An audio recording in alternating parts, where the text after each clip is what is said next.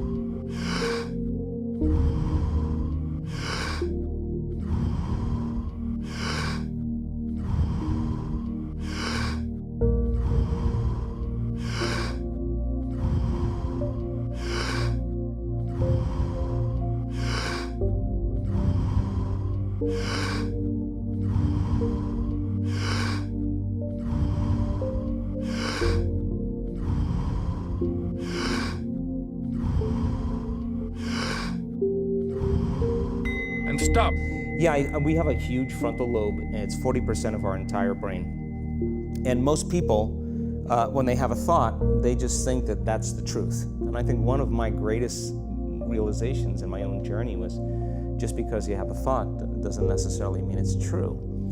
So if you think 60 to 70,000 thoughts in one day, and we do, and 90% of those thoughts are the same thoughts as the day before, and you believe that your thoughts have something to do with your destiny, your life's not going to change very much, because the same thought leads to the same choice leads to the same behavior creates the same experience, and the same experience produces the same emotion. And so then the act of becoming conscious of this process to begin to become more aware of how you think, how you act, and how you feel, it's called metacognition.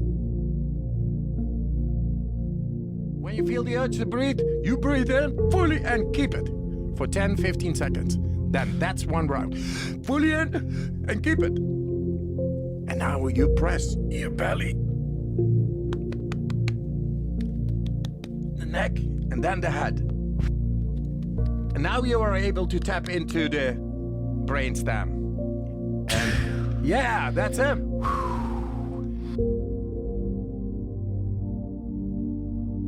30 times.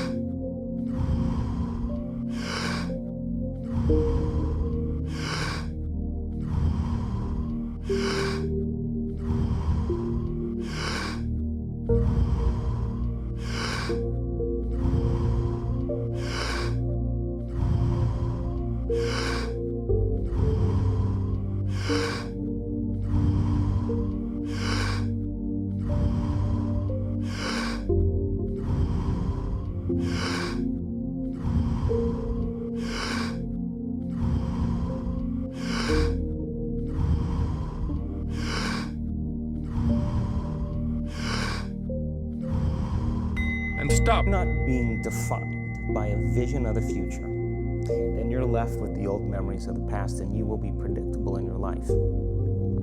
And if you wake up in the morning and you're not being defined by a vision of the future, as you see the same people and you go to the same places and you do the exact same thing at the exact same time, it's no longer that your personality is creating your personal reality. Now your personal reality is affecting or creating your personality. Your environment is really controlling how you think and feel unconsciously, because every person, everything, every place, every experience has a neurological network in your brain. every experience that you have with every person produces an emotion. So some people will use their boss to reaffirm their addiction to judgment. They'll use their enemy to reaffirm their addiction to hatred. They'll use their friends to reaffirm their addiction to suffering. So now they need the outer world to feel something.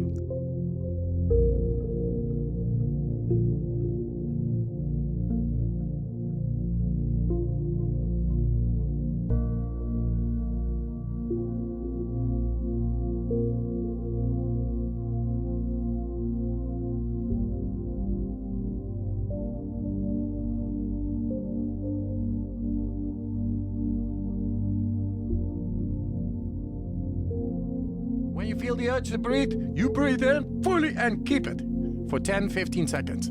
Then that's one round. Fully in and keep it. And now you press your belly,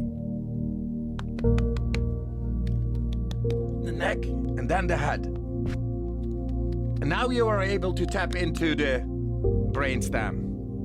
And yeah, that's him.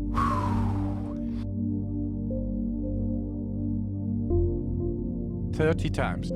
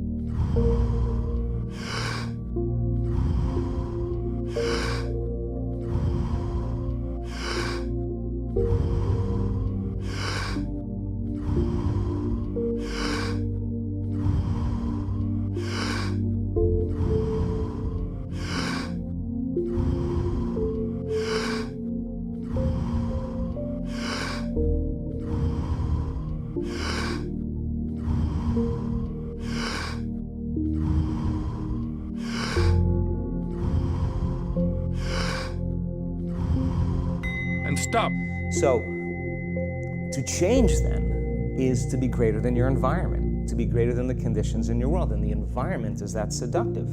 So then, why is meditation the tool? Well, let's sit down, let's close our eyes, let's disconnect from your outer environment. So if you're seeing less things, there's less stimulation going to your brain. If you're playing soft music or you have earplugs in, less sensory information coming to your brain, so you're disconnecting from your environment. If you can sit your body down and tell it to stay like an animal, stay right here.